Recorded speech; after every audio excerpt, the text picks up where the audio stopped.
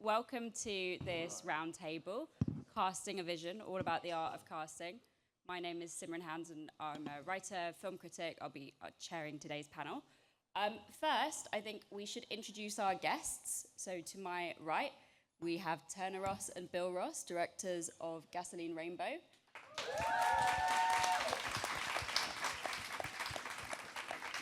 Levan Akin, the director of Crossing.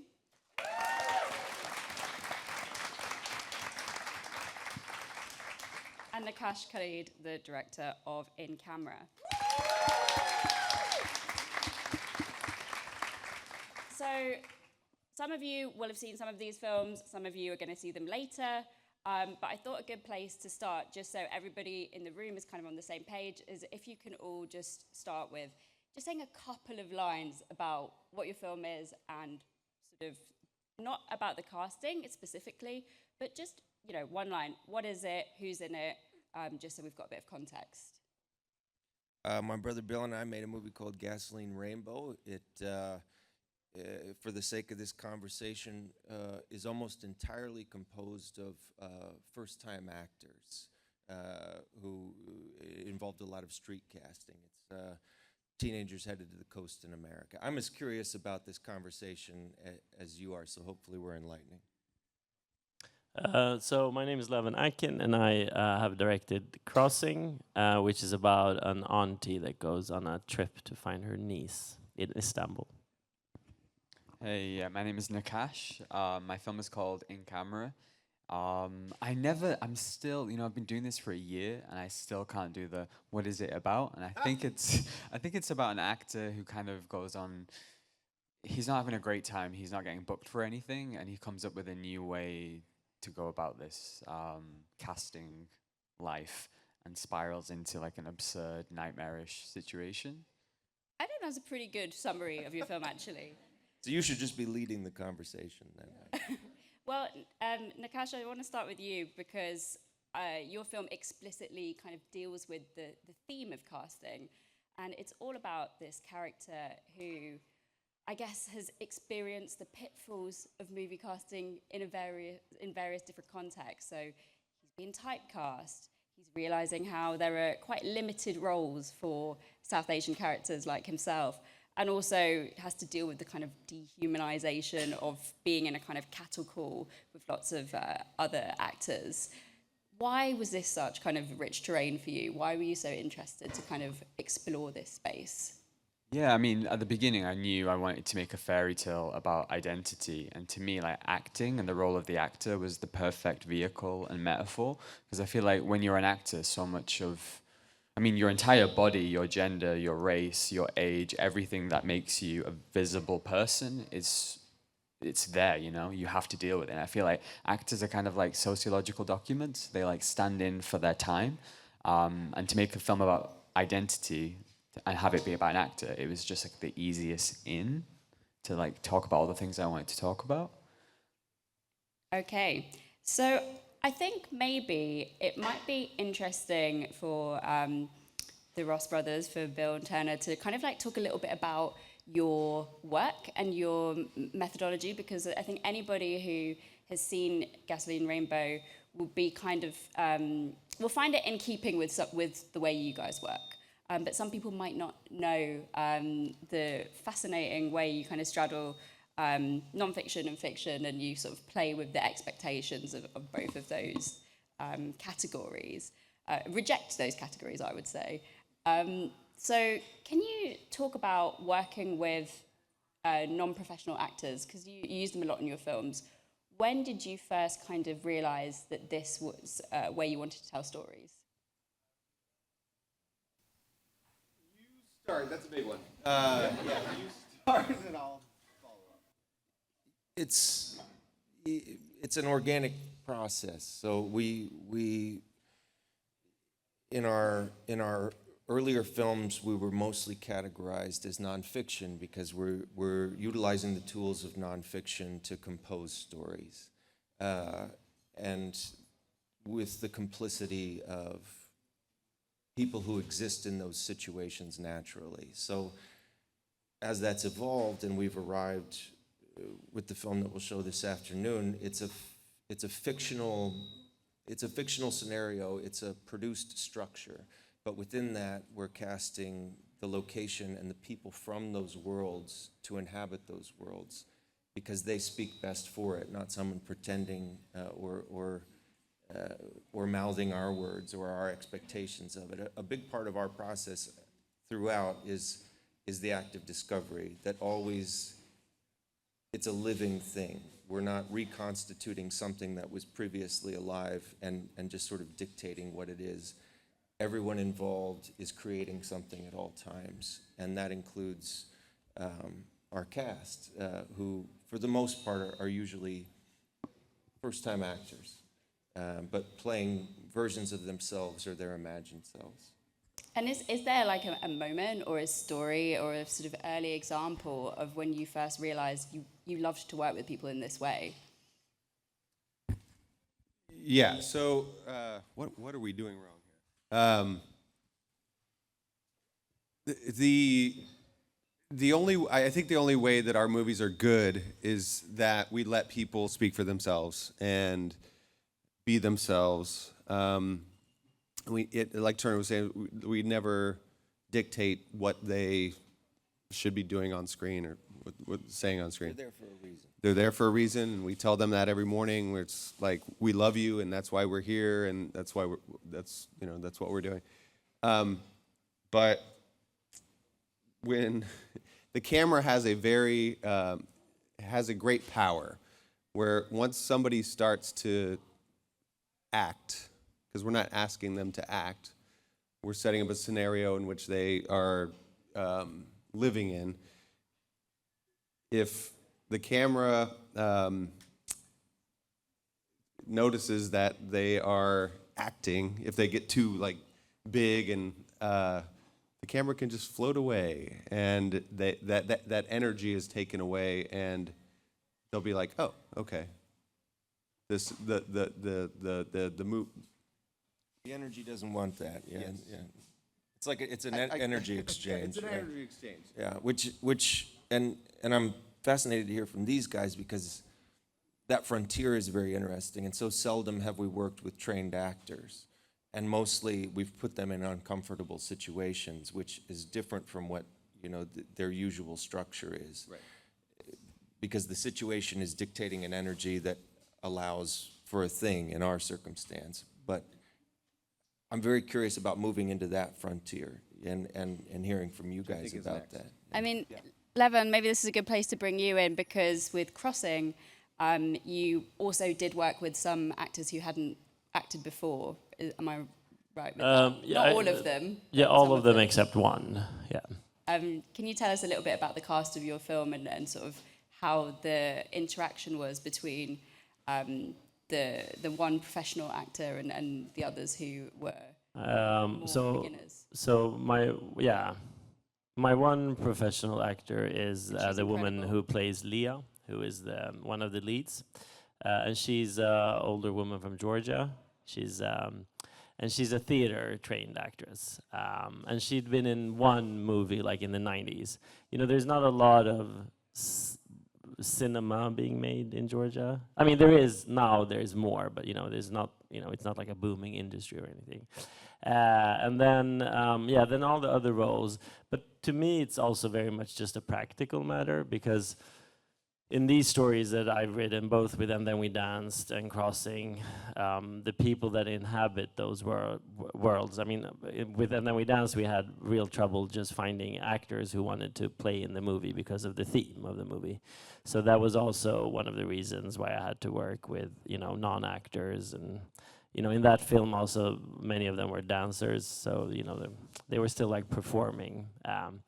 But and then in this film, I work a lot with the trans community in Istanbul. So that was also something where, so a lot of... Tell us the story of how you got connected up with the trans community in Istanbul. Well, I mean, it's kind of, not so exciting, actually. We went through, as I always do, I have a production company that helps us in whatever country I'm working from.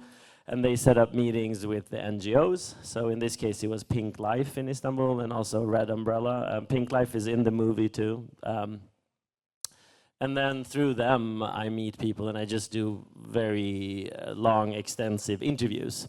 And so when you're doing those interviews, when you're kind of talking to people who you're imagining in your films, what are you looking for from them? What's the quality about them that you're kind of hoping to? No, well, it's more about just them. I'm very curious, so I just want to know specificities and details from their lives and whatever they want to tell me. I mean, I don't push them in any direction. It's just I just want to know about their lives, and a lot of that informs what's in the film. So my films have this sort of cinema verite quality where almost all of the scenes you see are things that I experienced when I was there, and I also spend a lot of time in the space that I'm filming in, or that the film is about. But then also in this particular film, it was very important that we had people from the community also working with the film, behind the camera, not just in front of the camera. So our main casting person is a trans man called Bulut, who is an actor himself and who knew a lot of the people that inhabited the film. And also in our costume department and in our makeup department and things like that, just to also help me and the team when we were filming to make it as real as possible. Can you say a little bit more about why that was important to you, both sort of on a political level, but also creatively as well? I'm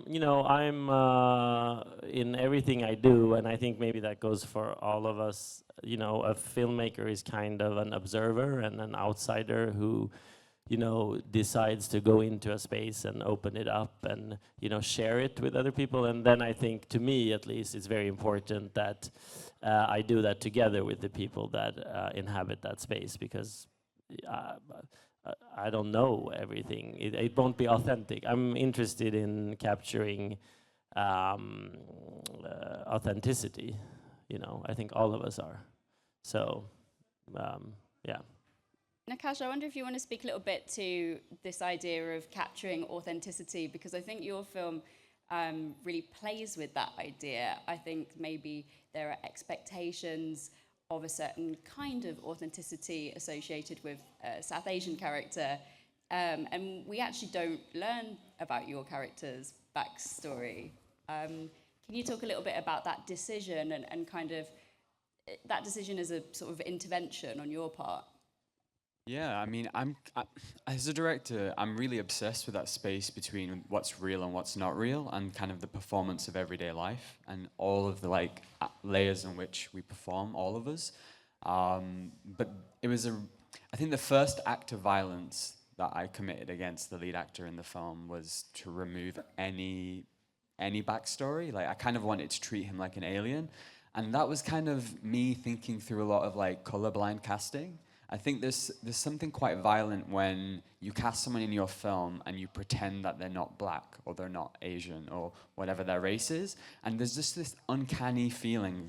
Now, I'm not saying that we can't have colorblind casting. I think people should be able to play whoever they can play, but there's just something sinister, I feel like, when we're sitting down and participating in this erasure. So Naban and me, Naban Rizwan plays the lead. We didn't want to approach making the film and building this character in a naturalistic way. We thought, let's just pretend he doesn't exist if he's not on screen, and we kind of create this alien type character. But to make up for that, we spent 6 months developing the character's body and physicality and how he would speak and how he would walk together. And I was really inspired by a lot of Frantz Fanon and how he writes about colonialism and the body, and how he writes about the native. And I feel like I'm going on a bit of a tangent now, but it's very much like everyone you see on screen.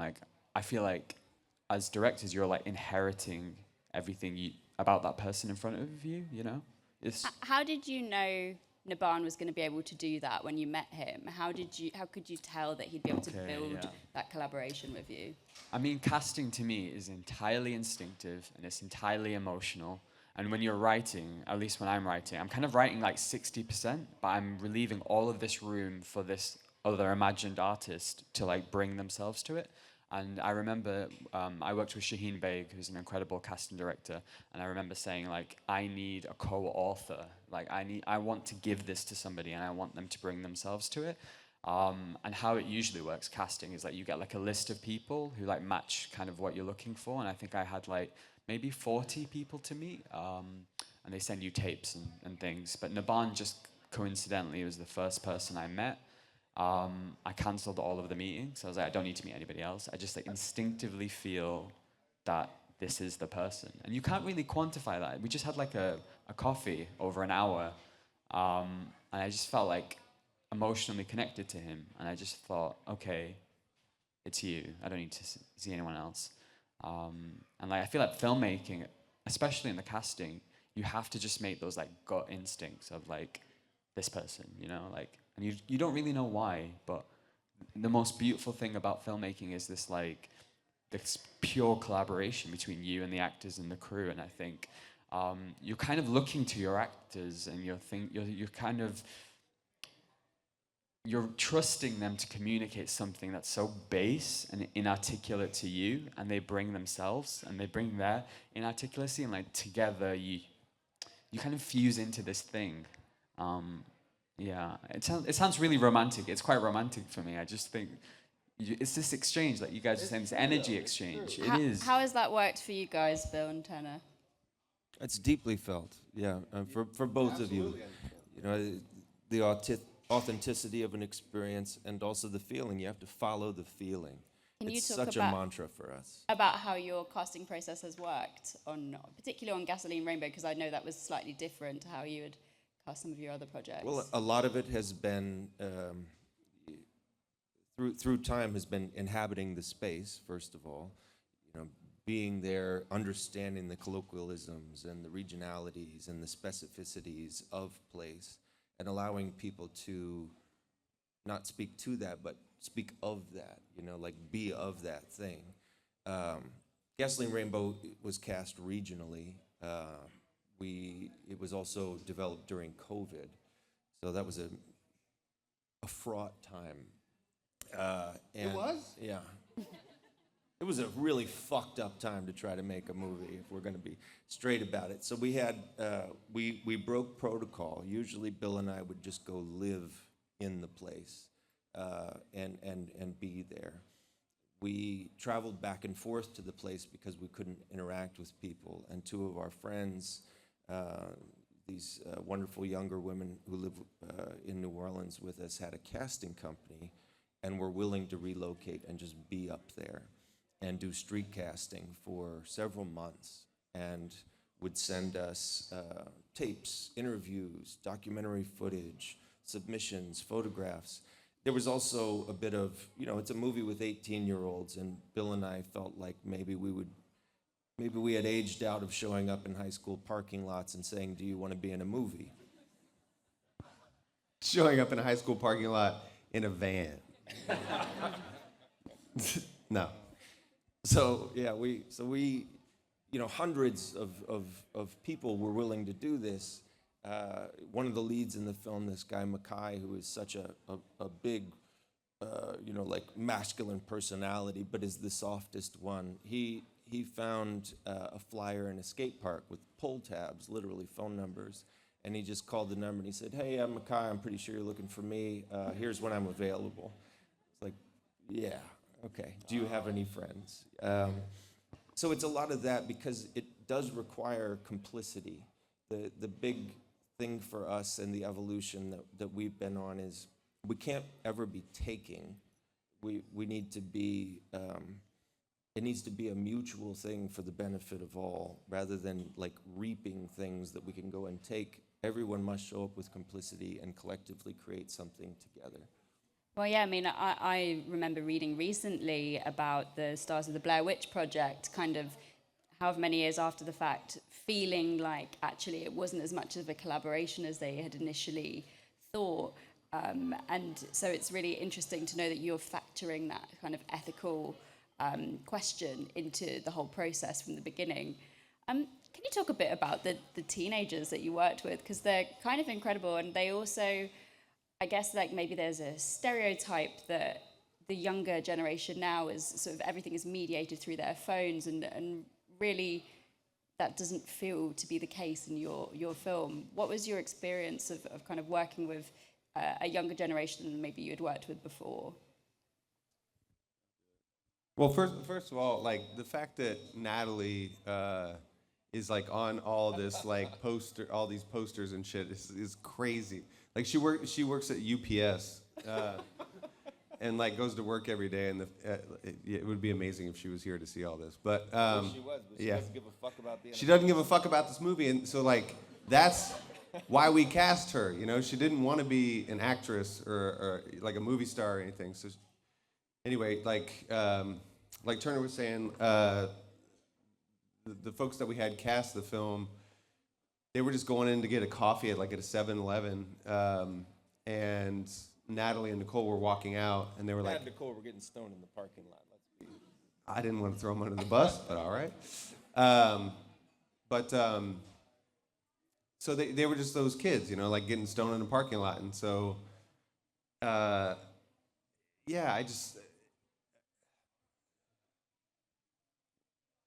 where are we going with this?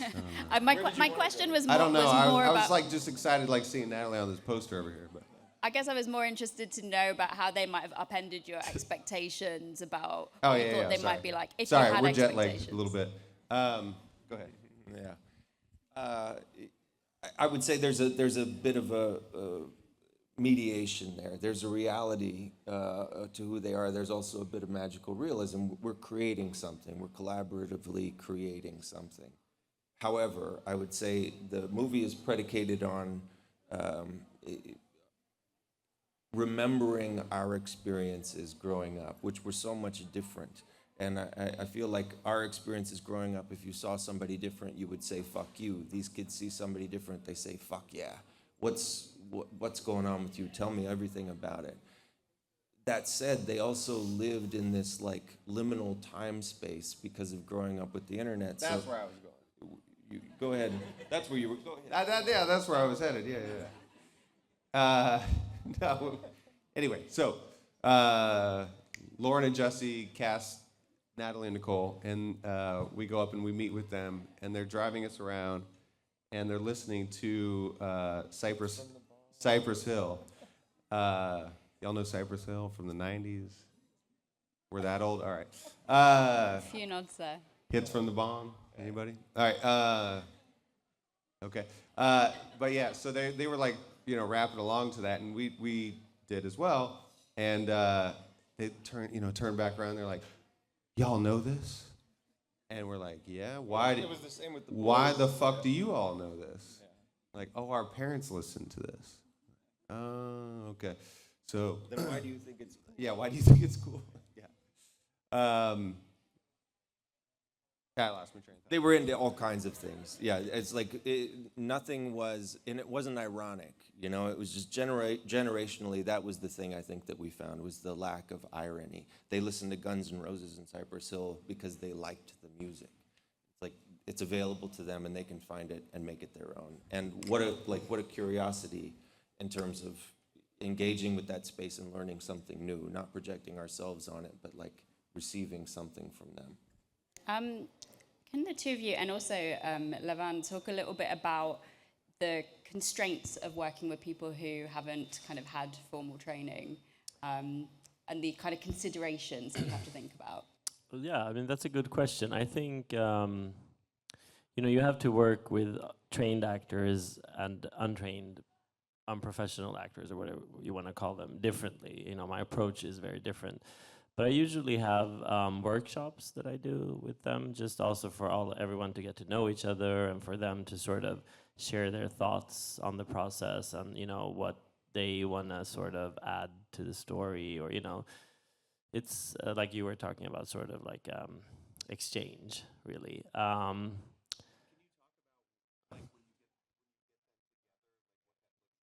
You So mean what the is- professional and not? I mean, what does in- it look like when you bring the professionals together?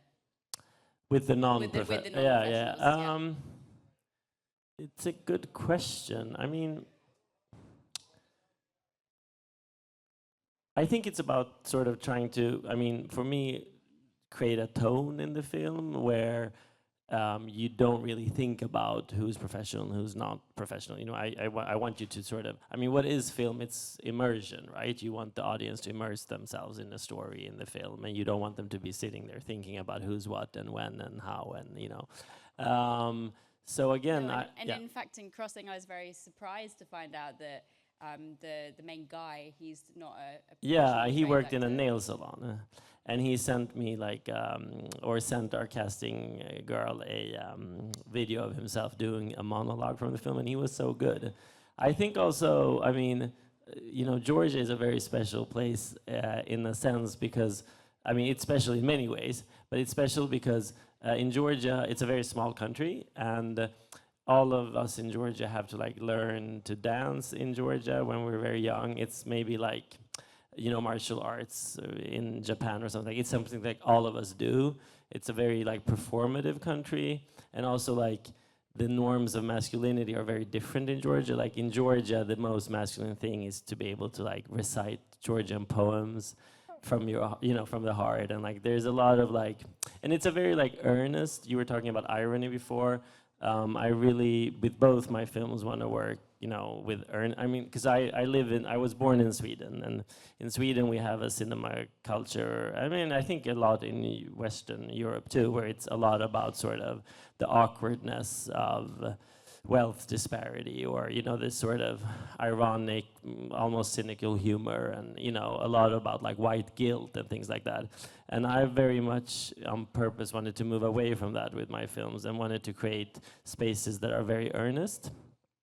And there is sort of an earnestness in Georgia and in Turkey, and I feel like even with the amateurs, they have sort of a performative element in them from childhood because it's so much a big part of the culture. Reciting poetry? Yeah, and also like, but also like no real fear of speaking up, if you want to say, or like, you know, it's a different type, it's a different culture, I think, very much from Sweden. I mean, I'm the exact opposite. I don't want to talk too much or be seen too much, or, you know, we have a humility culture in Sweden. So it's you know, it's, so yeah, that's my answer. I don't know if I answered your question. But No, you did, and just sort of on that note of thinking about how you work with sort of, let's call them non-actors, although I don't think that's really even the right way to describe them. I think what's fascinating to me as somebody watching them is that you're still the director, right? You're the person who knows what you want to get out of the scene. There's still a purpose, and there's always going to be a level of performance if you're putting a camera in front of somebody, but also you might want to create a space where something can unfold rather than that performance Sure. be self-conscious. So how do you modulate that as filmmakers? Yeah, I mean, I think it's all very different because when I listen to other directors, or I sometimes watch other directors work, everybody works very differently, and, you know, it's all about how our personalities are. I tend to, you know, and also, let's be real, I mean, film and acting and everything, it's a kind of manipulation because you also, frankly, have to sort of, you know, maybe sometimes dramaturgically steer things, depending on what type of film you're doing. But what I do usually with professional actors and non-professional actors is I let them do their version of whatever they want to do first. So I let them inhabit and like do, and then, you know, you get hopefully authenticity through that, and there's some you know, I can be very concrete and tell you exactly how I do it, and then I see like, okay, like he did that, he went there, they did this, la la la, and then I go in and I like, you know, fine tune some things and stuff like that, and then basically that's it. It sounds boring, but like that's what I do.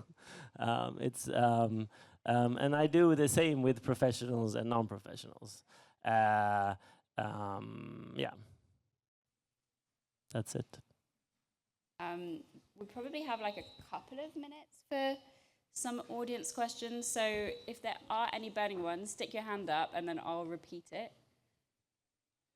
Yes? So how do you navigate working with non-actors who are shy? This is for any of you. I think actors are shy. Yeah. Like I'm not, because I've not worked with people who are not professional, whatever that means, like who have not done this before. I feel like actors are very sensitive and sometimes just don't really want to be perceived as much as you think they might. So maybe I'm not the right person to do this, but you're kind of tailoring to every human being very differently. You're like your job is to make them feel very comfortable and to facilitate a space for them to do their best work. And you're kind of having to do all of the gymnastics of like every day, how to make that person feel comfortable. So it's on a person by person basis in my experience, but once Yeah, again, I agree. It's very individual. Yeah. Do you have any kind of strategies for filmmakers in the room who might be looking to sort of, I don't know, handle a situation where somebody is a little bit more on the kind of introverted side? You might need to bring them out a little bit more. So, Natalie, who's our part of the propaganda here, who gives no fucks about being a movie star, but wanted to go on an adventure and have an experience, right? She's great in person and just a lovely human being, but we were having a hard time translating that through a camera. It just, the person that we knew and we brought into the film wasn't showing up on camera. So a few days into it, we was like, you know, we had this conversation. We're making this actively. And we need something to draw her out, which means we need to manipulate the situation. So we actually we changed one of our scenarios and called in these two women who have a podcast that we love. Because they had gotten us to emote. They brought us on their show a number of times, and they're just great talkers. They're really able to engage. It's called Bitch Talk. You should listen to it. Two women out of San Francisco. But we said, you know what we need? We need Natalie and Nicole to encounter some women like Aaron and Ange, these women from Bitch Talk. And then we said, why don't we just put Aaron and Ange in the movie and have them interact with the girls? And when we did, we just recast this situation in our minds and turned this very dangerous, male-dominated space into a siren song. It's all inhabited by women, and had the girls encounter sort of a future version, a potential version of themselves, and these women talking back to them and giving them confidence. And Ange had just lost her father and was in mourning and really wanted to express that. And Natalie's father had been deported and wanted to express these things but never had. But because we put them in the same space at the same time, they were able to have a genuine exchange, not something prescriptive that we had composed, but a scenario that drew it out of them. And for the rest of the film, they were different. For the rest of the film, they were emotive and confident and knew where they wanted to go. So that's one way of working. I mean, that's, for what we were doing there, that was imperative. A life experience needed to happen in order to draw them out. Anybody else want to ask something? I can see a hand at the back there. Yeah, if you speak and then I'll say it. How do you cast your actors? Yeah, it's quite broad. Do you want to take that? What's the step 1, step 2, step 3 of how you cast your films? I think it's very different what type of, for each of you, though. yeah, what type of film you're doing. With this film, since it's amateurs and actors, we went through regular casting agents who goes through all the theaters and tries to find, like in your case, options for the roles. And then we had to do street casting and put up ads on different social media platforms for people to apply and things like that. So casting, crossing, I think for me that was the hardest movie I've ever cast, because there's so many roles in that film, so many small parts, and all of them have to feel authentic. And it was COVID too, so it took, I don't know, like 2 years. It was crazy. It took a really long time. Yeah. My experience is different for different characters. So I collaborated with a casting director, and for Naban, who plays the lead role, I just met him and it was an instant thing. And then Amir El Masri, I had met through a friend, and I just thought he has a really interesting energy. And I wanted him to see him in a film where he had no conflict in his body. So I kind of tailored that role for how I wanted to see him in a film. And then Rory Fletburn, I met through like a traditional casting. It was just like we auditioned people. He was incredible. He was very different to what I had in mind. And I think the key was to let go of any preconceived expectations that I had of the script and to be really open-minded of the people I was seeing in front of me and allowing that to then inform what I knew I wanted, if that makes sense. So it's kind of like a reactive process, I felt. And you know, earlier, Bill and Turner both said that they had worked with a casting agent, a friend of yours, who kind of helped to bring in those tapes and narrow them down for you to look at and then review. I mean, I guess what's kind of coming across to me is hearing all of you say these different ways you cast your films, is that in the world of independent cinema, actually it's more flexible and you can kind of mix and match more than you would expect, and certainly more. You should make the process fit the project. You know, it's like that. I think our internal mantra is not, you know, like what is the film? It's how do we fulfill the vision that must be expressed by any means possible? What are the tools that we're going to use? I agree with these guys so much. But each project is always going to be unique. I would say from our unique space, we always start with archetype. We're always trying to fill a space. This is a person in our mind, our imagining, who inhabits this space, and we need to go find them because they exist. And when we find them, they will fill that space. They will be the authors of their own experience. We're looking for them. We know they exist, we just don't know them yet. So they're a marker on the wall. They're an archetype, a person that is going to fulfill that space.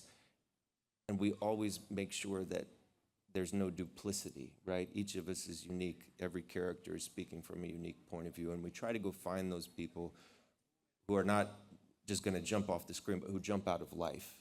You know, the movie stars of life. Who are these people who are already inhabiting the world in a very electric way, who are exciting when you meet them and talk to them? That's going to work. My last question before we wrap up. Sorry, there is one hand, and seeing as you're waving it so enthusiastically, go on, if you say it quickly. So I'll just repeat the question very briefly because I think it's an interesting one, and as we kind of bring our talk to a close, you know, AI is something that a lot of people in the industry are worried about. How are you kind of protecting your voices as filmmakers? And I suppose, like, my kind of add-on to that question is, how are you protecting your vision as filmmakers as well, right? Because, you know, you want to be able to have a say in who's on the screen and who's populating your films. Creatively, I'm not threatened. As a labor, as labor laws and like people's jobs being under attack, I think that's something we would have to figure out. But I mean, human beings are human beings, you know? We're going to express something that's like base and truly urgent to us. So I feel like we don't need to worry about that, you know? Yeah, that's the thing, is like there's something intrinsically human about being human that can never be replicated. So long as we keep a tether to that, I have no concerns. Will AI make a Marvel movie? They already are, you know? Like, I'm not worried about that world. We need to stay true to what's true, to the things that we know, to human connection, to these real stories. That's our experience. And so it doesn't factor in. You know, it's like, this is why we work the way that we do. We make tangible, handmade things with other humans. As long as you keep your budget low, AI will never fuck with you. Yeah. Yeah. Thanks, everybody. Thank you. Thank you. I wish we had more time.